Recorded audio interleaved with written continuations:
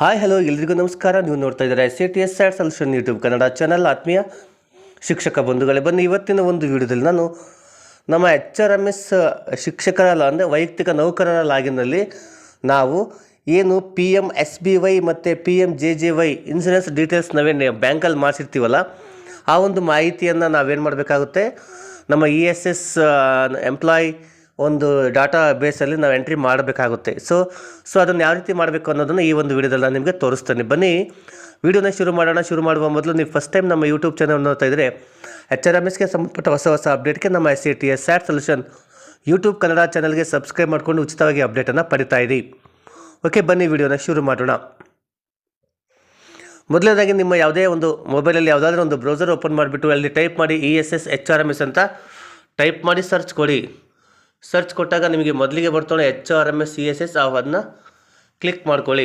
So ಅದನ್ನ click ಮಾಡಿದ್ರೆ ನೋಡಿ ಇಲ್ಲಿಗೆ ಫಸ್ಟ್ ನಿಮಗೆ ಕಾಣ್ತಾ ಇದೆ. ಇಲ್ಲಿ ಓಪನ್ ಮಾಡಿದ ತಕ್ಷಣ PMJJY ಮತ್ತು PMJBY ಇದನ್ನು ನೀವು ಏನು ಮಾಡಬೇಕಾಗುತ್ತೆ, ಎನ್ರೋಲ್ ಮಾಡಿಸ್ಬೇಕಾಗಿ ಬ್ಯಾಂಕಲ್ಲಿ ಎನ್ರೋಲ್ಮೆಂಟ್ ಮಾಡಿಸ್ಬೇಕಾಗುತ್ತೆ. ಎನ್ರೋಲ್ಮೆಂಟ್ ಮಾಡಿಸಿ ಆ ಒಂದು ಡೀಟೇಲ್ಸನ್ನು ಈ ಒಂದು ಎಂಪ್ಲಾಯಿ ಸೆಲ್ಫ್ ಸರ್ವಿಸ್ HRMS 1.0ನಲ್ಲಿ ನಾವು ಅಪ್ಡೇಟ್ ಮಾಡಬೇಕಾಗಿದೆ. ಸರಿನಾ?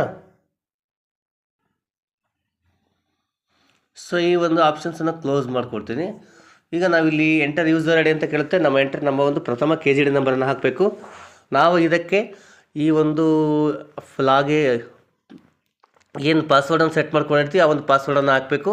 ಇಲ್ಲಿ ಕಾಣುವ ಕ್ಯಾಪ್ಚವನ್ನು ಹಾಕಿ ಲಾಗಿನ್ ಮೇಲೆ ಕ್ಲಿಕ್ ಮಾಡ್ಕೋಬೇಕು. ಒಂದು ವೇಳೆ ನೀವು ಪಾಸ್ವರ್ಡ್ ಮಾಡ್ತಿದ್ರೆ ಫರ್ಗಟ್ ಪಾಸ್ವರ್ಡ್ ಮಾಡಿ ಹೊಸ ಪಾಸ್ವರ್ಡನ್ನು ನೀವು ಕ್ರಿಯೇಟ್ ಮಾಡಿಕೊಂಡು ಹಾಕಬಹುದು.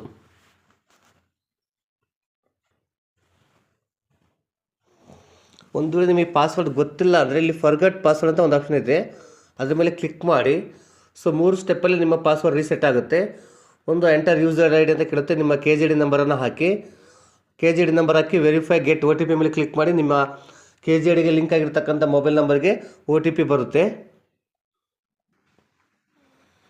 ವೆರಿಫೈ OTP ಮಾಡಿದ ಮೇಲೆ OTP ಬಂದಿರ್ತಲ್ಲ ಅದನ್ನ ಹಾಕಿ ವೆರಿಫೈ ಮಾಡಿದ್ಮೇಲೆ ಈಗ ಹೊಸದಾಗಿ ನೀವೇ ಒಂದು ಪಾಸ್ವರ್ಡನ್ನು ಕ್ರಿಯೇಟ್ ಮಾಡ್ಕೋಬೇಕಾಗುತ್ತೆ. ಅಲ್ಲಿದೆ password must be at least 8 characters. 8 character ಇರಬೇಕು minimum. Upper case, lower case, special character ಎಲ್ಲ ಇರಬೇಕಾಗುತ್ತೆ. ಪಾಸ್ವರ್ಡನ್ನು ರೀಸೆಟ್ ಮಾಡ್ಕೊಂಡ್ಮೇಲೆ ಹೇಗೆ ನೀವು ಬಂದಿಲ್ಲಿ KGD ನಂಬರು ಈಗ ರೀಸೆಟ್ ಮಾಡ್ಕೊಂಡಿರೋ ಪಾಸ್ವರ್ಡು ಕ್ಯಾಪ್ಚಾವನ್ನು ಹಾಕಿ ಲಾಗಿನ್ ಮೇಲೆ ಕ್ಲಿಕ್ ಮಾಡ್ಕೊಳ್ಳಿ. ಸೊ ಈ ರೀತಿ ನಮ್ಮ ಒಂದು ಹೋಮ್ ಪೇಜ್ ಕಾಣುತ್ತೆ. ಈಗ ನಾವು ಯಾವ ರೀತಿ ಎಂಟ್ರಿ ಮಾಡೋದಂತ ಸೊ ಈಗ ನೋಡೋಣ. ಇಲ್ಲಿ ನೋಡ್ಬೋದು PMJJBY PMSBY ಅಂತ ಐತೆ, ಅದ್ರ ಮೇಲೆ ಕ್ಲಿಕ್ ಮಾಡ್ಕೊಳ್ಳಿ. ಸೊ ಅದ್ರ ಮೇಲೆ ಕ್ಲಿಕ್ ಮಾಡಿದರೆ ಇಲ್ಲಿ employee status of PMJJY and PMSBY scheme ಅಂತ ಇದೆ. ಹ್ಯಾವ್ ಎನ್ರೋಲ್ಡ್ ಅಂತ ಇದೆ. ಪ್ಲೀಸ್ ಟಿಕ್ ಇಫ್ ಎಸ್ ಅಂತ ಇದೆ. ನೀವು ಯಾವ ಒಂದು ಯೋಜನೆಗೆ ಎನ್ರೋಲ್ ಮಾಡಿದ್ದೀರಿ ಅಂತ ಟಿಕ್ ಮಾಡಬೇಕಾಗುತ್ತೆ. ನೆಕ್ಸ್ಟ್ ಇಲ್ಲಿ employee name, KGD number, designation, address ಎಲ್ಲ ಬಂದಿರುತ್ತೆ. ಸೊ ಇಲ್ಲಿ name of the bank and branch ಅಥವಾ ಪೋಸ್ಟ್ ಆಫೀಸ್. ಇಲ್ಲಿ ಬ್ಯಾಂಕ್ ಆಗಿದೆ, ಬ್ಯಾಂಕ್ ನೇಮು, ಬ್ರಾಂಚು, IFSC ಕೋಡು, ಅಕೌಂಟ್ ನಂಬರನ್ನು ಹಾಕಬೇಕಾಗುತ್ತೆ. ಇಲ್ಲಿ date of initiate of insurance premium ಅಂತ ಕೇಳುತ್ತೆ.